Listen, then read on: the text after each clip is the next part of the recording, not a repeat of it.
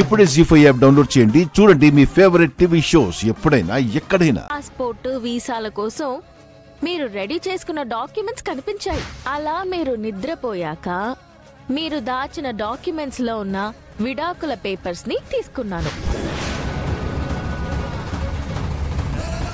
ఆ నిర్ణయంతో మా అందరి దృష్టిలో మీరెంత గొప్పవాళ్ళయ్యారో మీకు తెలీదు.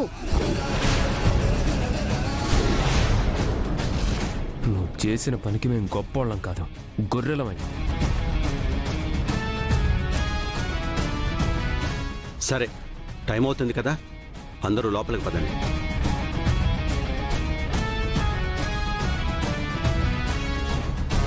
పదండత్తయ్యా, పద దీపక్.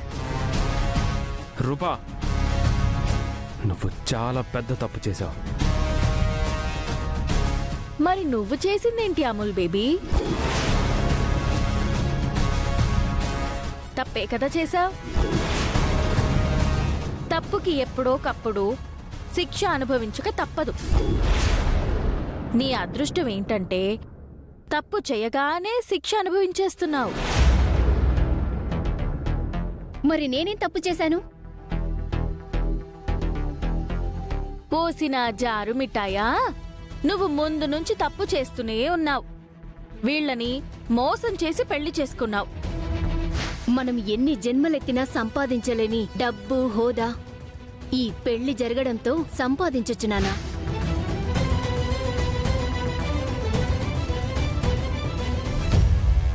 మందారం బతికే ఉందని నేను చెప్పినా పెళ్లి చేసుకున్నావు. నీ మాంగళ్యం కోసం మందారం మాంగళ్యాన్ని తెంచేయాలని చూసావు.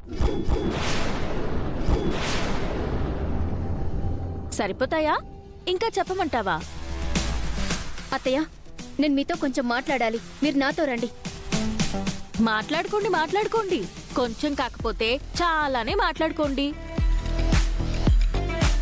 అత్తయ్య, నేను మీతో కొంచెం మాట్లాడాలి. మీరు నాతో రండి అత్తయ్య. మౌనిక, మాట్లాడుకోండి. కొంచెం కాకపోతే చాలానే మాట్లాడుకోండి. మీరెంత మాట్లాడుకున్నా ఈ రోజు మాత్రం మీరు తప్పించుకోలేరు. మౌనిక, ఏమైంది నీకు?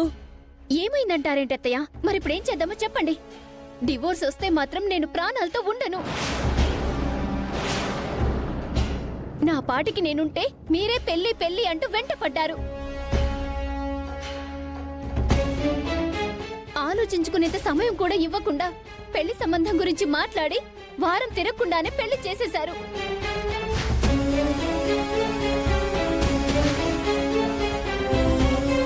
పెళ్లి తర్వాత నేనెంతో మంచి లైఫ్ ని ఊహించుకున్నాను. కానీ పెళ్ళయ్యి నెల తిరగకుండానే విడాకులంటే నేనెలా తట్టుకోవాలత్తయ్యా?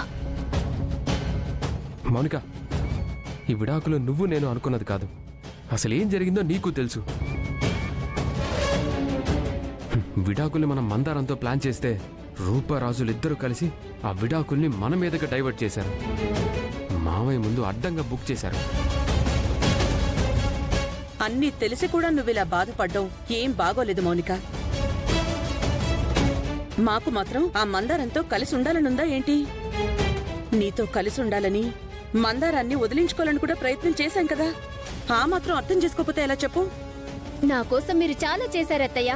కానీ ఇప్పుడేం చేస్తారన్నదే ఇంపార్టెంట్.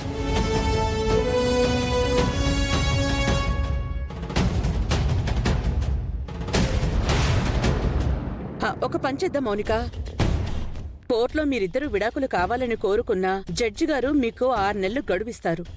ఈ 6 నెలల్లో మీరిద్దరూ మాకు విడాకులొద్దు, మేము కలిసే ఉంటాం అని చెప్తే ఈ పిటిషన్ని రద్దు చేస్తారు. నాకు నమ్మకం లేదత్తయ్య. నేను ఈ విడాకులకి ఒప్పుకోను. మీరు విడాకులు కోరుకున్నారంటే ఇదే కోర్టు మీద నుంచి దూకి చచ్చిపోతాను.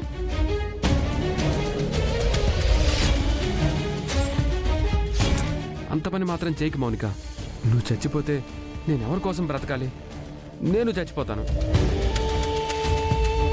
మందరానికి గతం గుర్తొస్తే అదే కదా జరిగేది. మమ్మీ, ఏదైతే అదవుతుంది. నేను ఈ విడాకులు ఒప్పుకోను. ఏం చేస్తారో నాకు తెలీదు. విడాకులు నాకు వద్దు. మౌనిక, మమ్మీ, మావైతే నువ్వే ఏదో ఒకటి మాట్లాడు. సరే దీపక్, నీకంటే నాకేది ముఖ్యం కాదు. నువ్వు విడాకులు వద్దనే చెప్పు. మిగతాది నేను మాట్లాడుకుంటాను. సరే మమ్మీ, పద.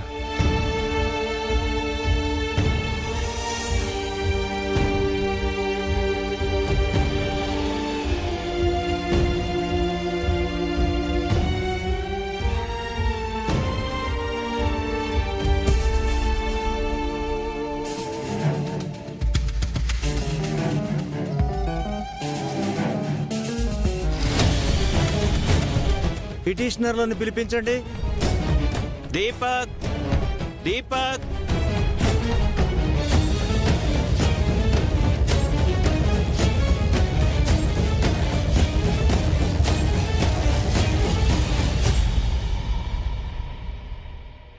మౌనిక,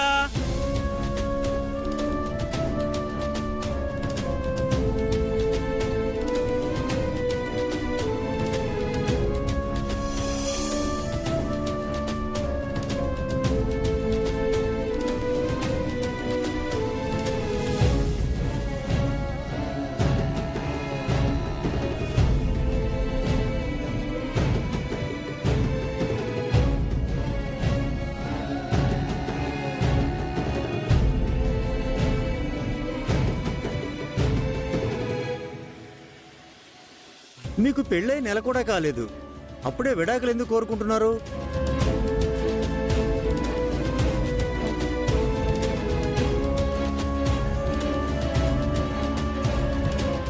మీలాంటి వాళ్ల వల్లనే వివాహ వ్యవస్థ అస్తవ్యస్తమైపోతుంది. మీకు మళ్ళీ మీ తల్లిదండ్రులు కూడా తయారయ్యారు. మీకు బుద్ధి లేకపోతే వాళ్ళకైనా బుద్ధి ఉండాలి కదా.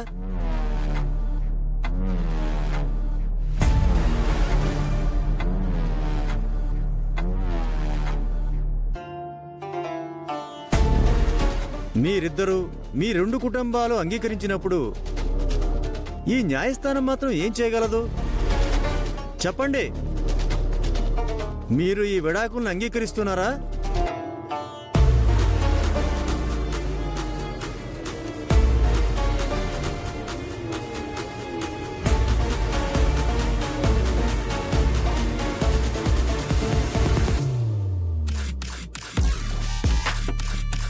మీరు అంగీకరించినట్టు సంతకాలు కూడా చేశారు కదయ్యా.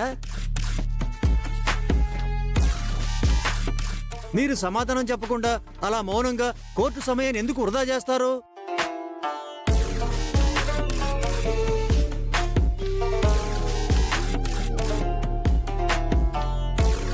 నువ్వు చెప్పు బాబు, ఈ విడాకులు తీసుకోవడం నీకు అంగీకారమేనా?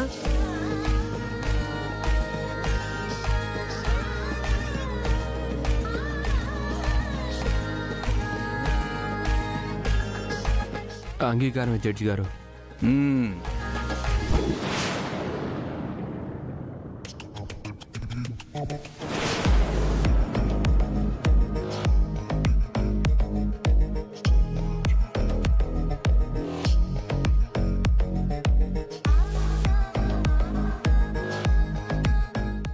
జీ5 యాప్ డౌన్లోడ్ చేసి అన్ని ఎపిసోడ్స్ పూర్తి ఉచితంగా చూడండి.